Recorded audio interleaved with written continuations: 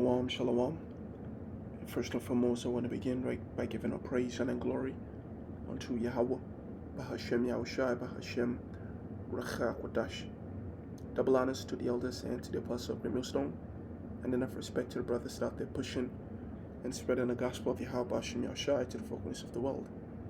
That through the spirit power of Yahweh Bahashem Yahushai, I just want to do a lesson on the book of Isaiah, the 41st chapter, and Lord willing, this be edifying. In light of all these, breaking news articles that are coming out, and it's focused on. There's a lot of focus on the potential for World War III, right? You have, the United Kingdom, really NATO and EU, who are at odds with America, right? And they came out and said that if America decides to attack Iran, they're not going to follow America, right? They're not going to, get involved in that. You have, America and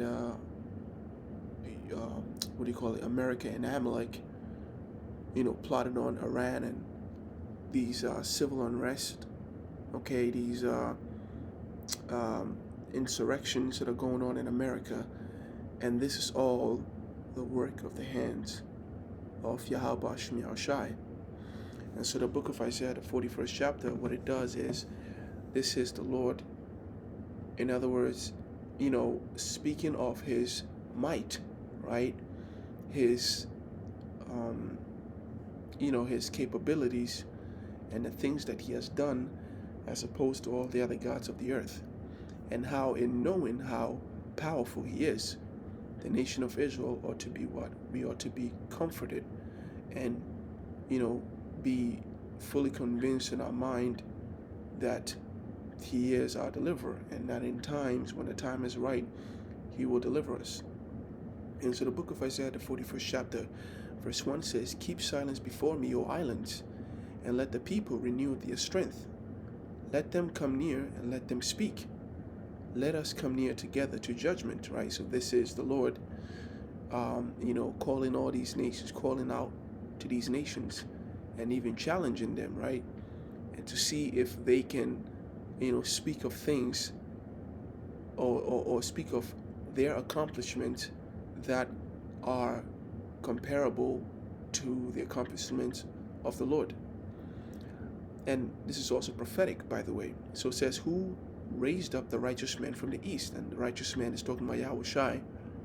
"Called him to his foot, gave the nations before him, and made him ruler over kings. He gave them as a dust to his sword, and as stubble to his bow." And this is all a precept, to the book of Daniel, the book of Psalms, okay? And I believe even the book of Isaiah, the 42nd chapter, okay? Yep. It all talks about it, right? So it says, "Who raised up the righteous man from the east?" Verse 3, "He pursued them and passed away, even by the way that he had not gone with his feet. Who hath wrought and done it, calling the generations from the beginning," right? And it's the Lord. The scripture says that he declares the end from the beginning, and this is a show of power, right? A lot of the things that goes on in this world, people can speculate at best, they can theorize, they can, predict, but they never have control of the outcome, and they can never, have things, they can never, claim to have caused things to happen exactly how things have happened. It's always, by chance, or, the Lord gave them the opportunity for them to do the things that they have been able to do, right? Case in point, when you read the book of Daniel, right, it is absolutely clear how much wiser, right, or how how these other, wise men in the court of the Babylonian king Nebuchadnezzar were not even in his league, right? He was on a different level, man, because of the power that he works with. So it says, the isles saw it and feared. The ends of the earth were afraid, drew near and came. Right. So this Yahushai being raised up and taking the kingdom, he does it in the sight of all these nations. His dominion is an everlasting dominion that spans even to the isles. And the isles just like represents like distant lands, right? Lands that are far away, right? That you have not heard of, or it's always beyond your reach. It's always across the oceans, you know? And the ends of the earth were afraid. They helped everyone his neighbor, and everyone said to his brother, be of good courage, right? And this is that denial. Even in the midst of the work of the Lord, even witnessing prophecy play out in front of their very eyes, they are still in denial. And they say to themselves, right, be of good courage, because they think that they can weather out the day of the Lord. They think they can thug it out. That if they ignore it, or if they push back, or if they take initiatives, in the end they will prevail. But this is all a delusion. So the carpenter encouraged the goldsmith, and he that smooteth with the hammer him that smote the anvil, saying, it is ready for the soldering, and fastened it with nails, that it should not be moved. So you have everybody trying to show their strength. You got that's why the scripture says to stand now with thine enchantments, right? Or you would have healed Babylon, but she's not healed. So everyone in this world who believe themselves to be smart or spiritually gifted, or whatever it is that they have that is special about them, that they think is special about them, they're gonna try to utilize it to see if they can salvage the world, see if they can fix the world, and turn back and turn back the hand of the Lord. So the example here in verse 7 isn't always literal, in a sense that people are actually building idols, but it just encompasses every aspect of life, where man always thinks that if they try their best, they can save the world, a world that the Lord has determined to destroy.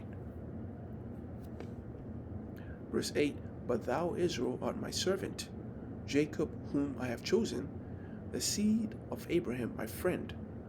Thou, whom I have taken from the ends of the world, and called thee from the chief men thereof, and said unto thee, thou art my servant, I have chosen thee, and not cast thee away. Right? This is all prophetic.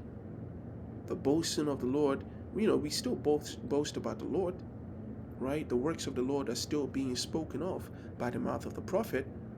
But when the Lord really when he begins to work, I'm talking about like Jacob's trouble, I'm talking about World War III, the chariots coming in, that's when the boasting is really gonna make an impression upon them.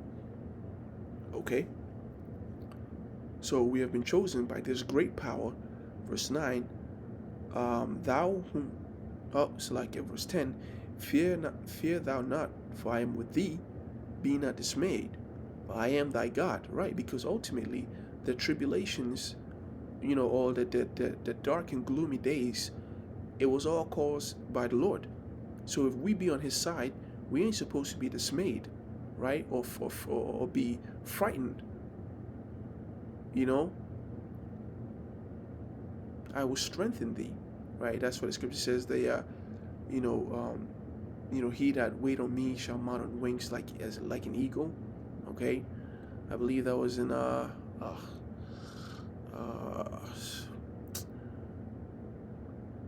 it a 42nd?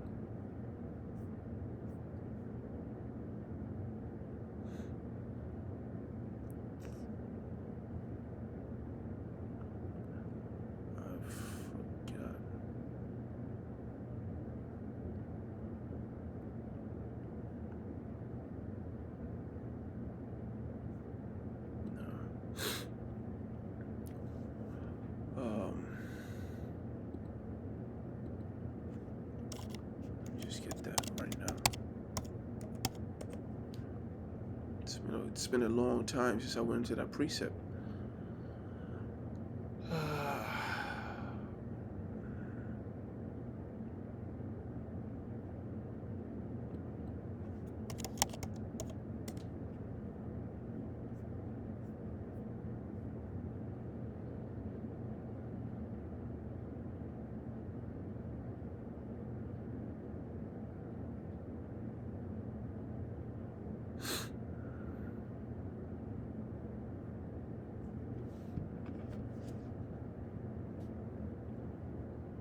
Let me just look it up on my phone real quick.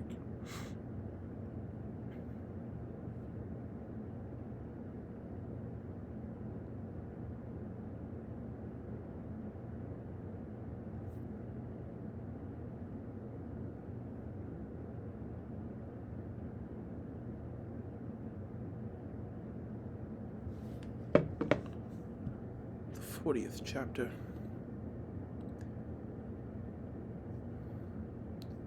I think I even went through this chapter. Right, but they that wait upon the Lord Yahweh shall renew their strength. Right, they that mount up on wings as eagles, they shall run and not be weary, and they shall walk and not faint. Okay.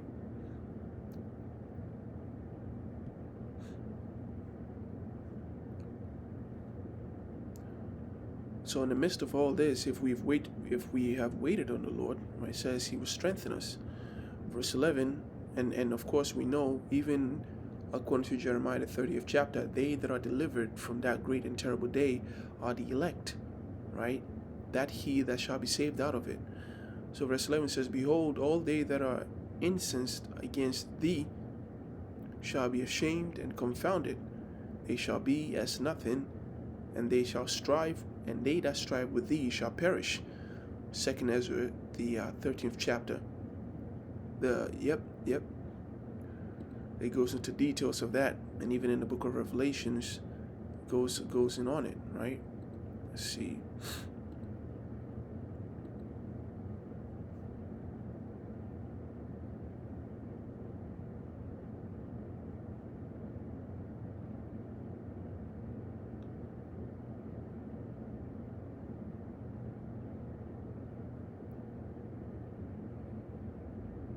Right.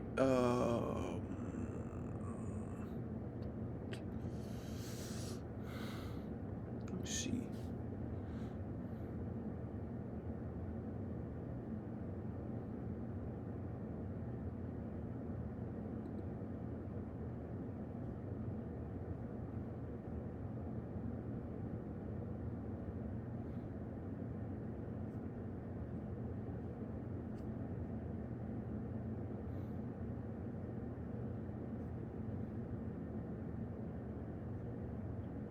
Right. So Revelation chapter 17, verse 14, these shall make war with the Lamb, and the Lamb shall overcome them. For he is the Lord of lords, King of kings, and they that are with him are called and chosen and faithful. Right? So these that shall make war with the Lamb is talking about, Esau's world, right? The heathens, beginning with Esau, Edom, the beast, okay? After they have made war with the whore and burnt her flesh with fire, it says they shall make war with the Lamb, but the Lamb shall overcome them. All right, so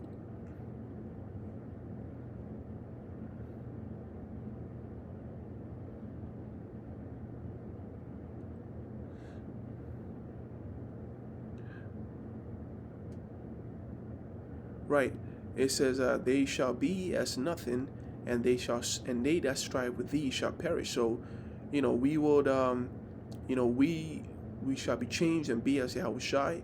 And it says with the saints with him, right? When he comes, he's coming not just with the angels that are currently, in the heavens, but also the saints that get resurrected unto him, and even with the heathen, with the elect, getting spiritual powers. You can read about even that in the book of Micah, the 5th chapter, how the Lord was going to make him so overpowered, they will be as though a lion in the midst of sheep, all right, tearing and none can deliver from them. And so that is it, right? They that strive against thee, and they that make war against thee shall be as nothing. And we know all the heathens have made war against us, right? And the Edomites are currently waging war against us right now. For I, the Lord Yahweh thy God, will hold thy right hand, saying unto thee, Fear not, I will help thee. Fear not, thou worm Jacob, and ye men of Israel. I will help thee, saith the Lord Yahweh, and thy Redeemer, the Holy One of Israel. Behold, I will make thee a sharp threshing instrument having teeth. Thou shalt thresh the mountains, and beat them small, and shall make the hills as shaft. Okay, let's look at that I remember reading this. I was like, man, this is powerful. NLT says, you will be my new threshing instrument, and with many sharp teeth you will tear your enemies apart, making shaft of mountains. All right, in other words, reducing a mountain to nothing, pulverizing it by sheer force. That's how powerful we're going to be. And thou shalt fan them, and when we have beaten them to dust, we're going to fan them up. In other words, really reducing them. We're not even going to make them a heap, right? And then the wind shall carry them away, and a whirlwind shall scatter them. It's talking about utter defeat, because we know the nations are going to be, they're going to be in the kingdom of heaven, and they're going to have, their lands, and they're going to follow our laws, and we're going to teach them. But that before they get to that point, right, we're going to have to re-educate them. We're going to have to, the scripture in Revelation, the 20th chapter, words it in the sense of resurrecting, right? That resurrection of the nations is, in a sense, us beating righteousness into them. They will be considered resurrected when they know what's right. When they know, hey, these are the sons of God, we shouldn't mess with him, right?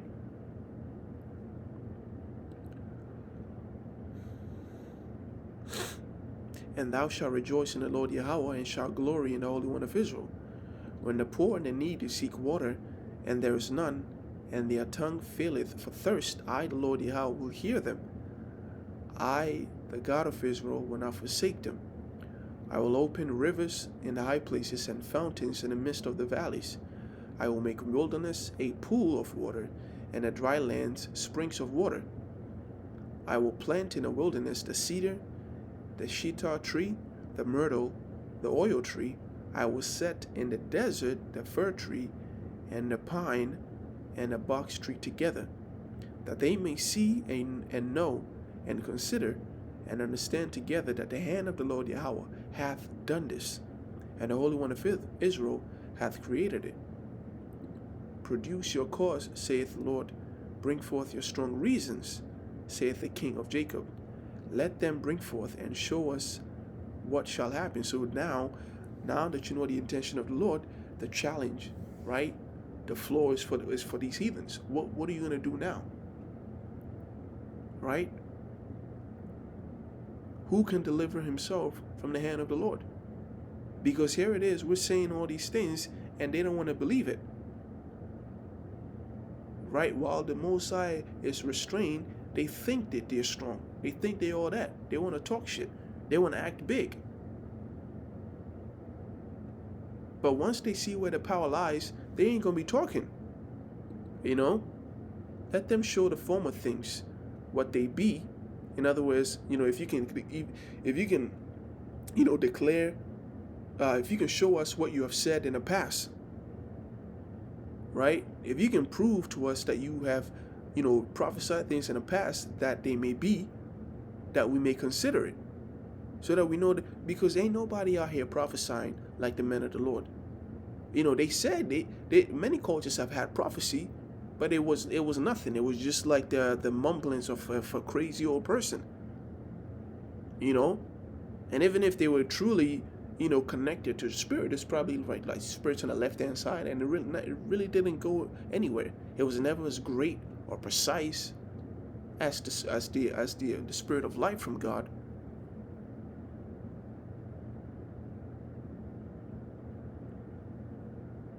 And look at how long ago did they predict it. This wasn't predicted in 1950s. This wasn't predicted in a fucking, 50 years, 100 years ago, where you can predict the whole nation burning up in 1 hour. You couldn't predict fire falling from heaven, you know. This is something that was predicted way back, man. Since before even a flood. Predicting the coming of Yahushai. Hey, look, man. The scriptures is bad, man. It's cool, Show the things that are here to come. Matter of fact, let's just read this. I think from here, from here we can simply use the NIV or the NLT. Let's see.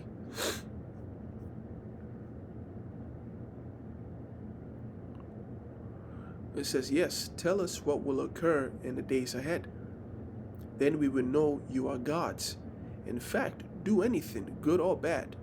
Do something that will amaze and frighten us. But no, you are less than nothing and can do nothing at all.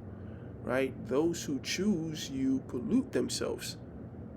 But I have stirred up a leader who will come from the north. Oh, matter of fact, no. Let's get to the KJV.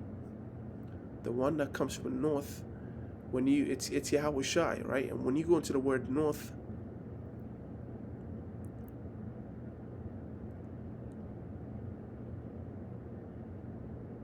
I have raised up one from the north, and he shall come. From the rising of the sun shall he call upon my name, and he shall come upon princes as upon mortar, and as potter treadeth clay. In other words, violently, right?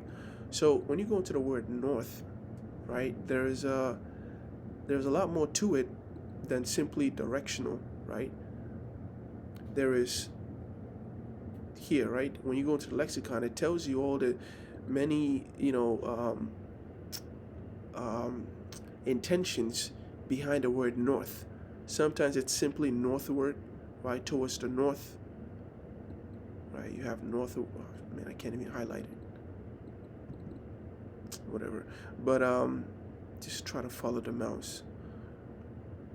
It says northern quarter, and then here it says regarded the north as obscure and dark, right? It says obscure, hidden, in so much as the ancients regarded the north as obscure and dark, right?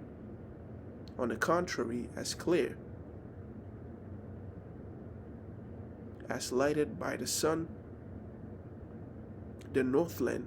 So the south, right, on the contrary, was known as clear, and the north was known as dark and obscure.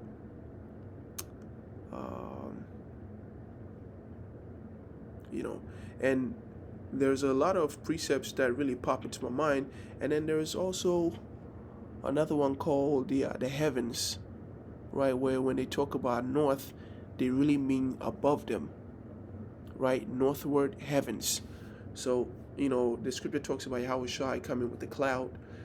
And then there are also scriptures that talk about Yahushai, appearing in darkness, right?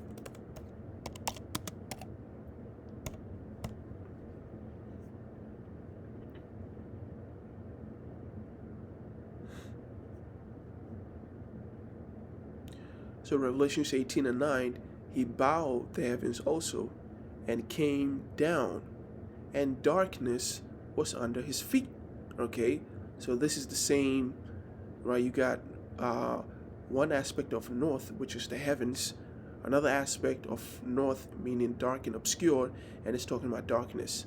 And the reason the north is darkness is because, when the prophets have these visions, you see him appear in a time where there was a lot of destruction, war going on.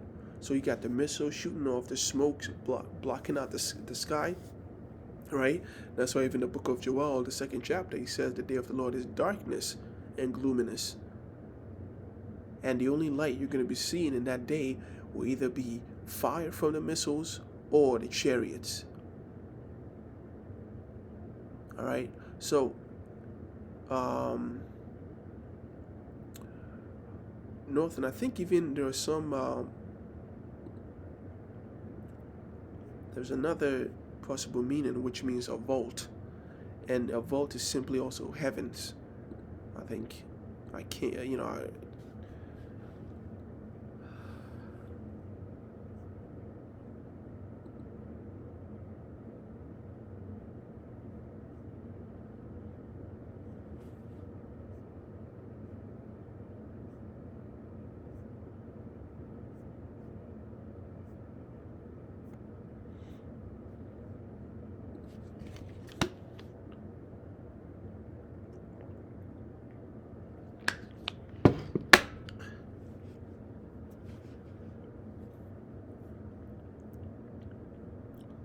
Yeah.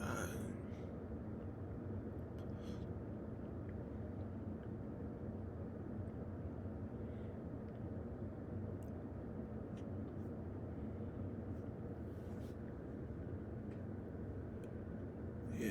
Maybe it's because it's probably something else, but yeah.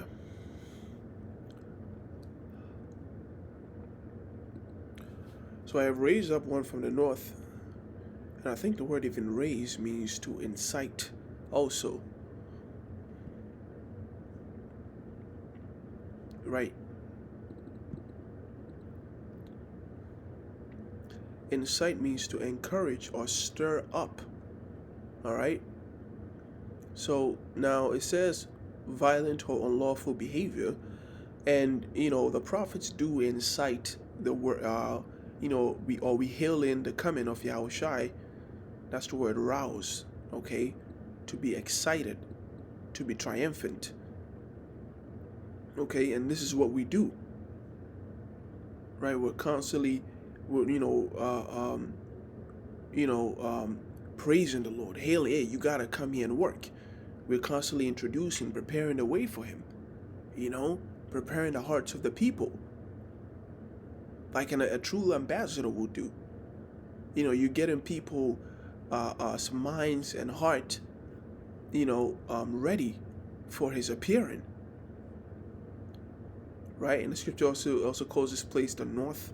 Okay, so there's a lot of the scriptures is a beautiful thing, and I was talking to brothers about it. It's truly like a music. Music. You find out that music is really at its core, it's very repetitive, but when you rearrange the things that are repetitive and it's at its core, it's still the same notes, right? But you can still make many different songs out of it, but nevertheless it's still that same note. No one has invented a new ultra note, that other than what we already have, right? Or it's kind of like color. It's the same colors we see every day, but a painting will be used in many different ways. And that's how beautiful the scriptures is, especially with the way the Lord has it all phrased so poetically, so so skillfully, you know in a way that really many generations can keep reading the scriptures and always find it so fascinating and always be intrigued. And the Lord did this because He loves us. He wanted something to where it'll comfort us, it'll keep us occupied, and it'll take us through from point A to point B. Because if this was too plain and like a novel, you read it once and that's, you get bored of it. That's why there's never been any book like this. Never. It's too precious.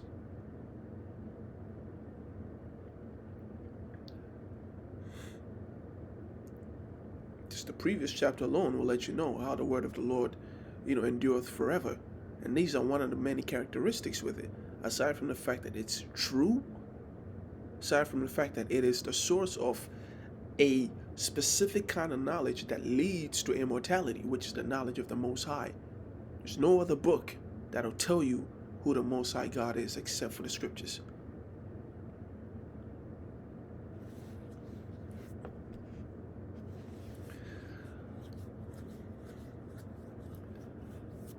So I have raised up one from the north. This talking about Yahushai, right? He shall come upon princes as upon a mortar.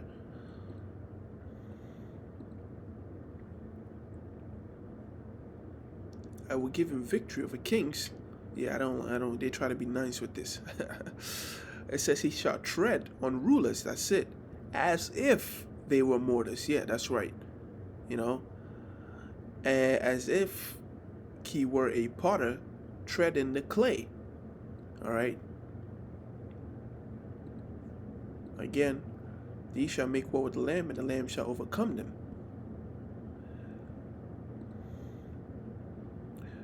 The first shall say to Zion, Behold, and behold them, and I will give to Jerusalem one that bringeth good tidings. For I beheld, and there was no man, even among them, and there was no counselor, that when I asked of them, could answer a word. Behold, they are all vanity. Their works are nothing. Their molten images are wind and confusion. Right? That's why really there ain't nothing out here in this world for us. Once you become acquainted with the Lord and you truly understand how special the scriptures is, you realize that there's everyone who lives outside, this knowledge is simply dead. They're just simply like zombies. That's why, the elders always use the word, and brothers even call this place Bizarro's world. It's backwards.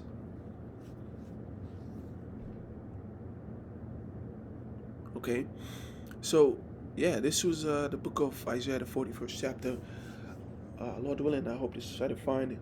In closing, I want to give all praise, honor, and glory unto Yahweh, Bahashem Yahushai, Bahashem Kodash. Until next time, Shalom.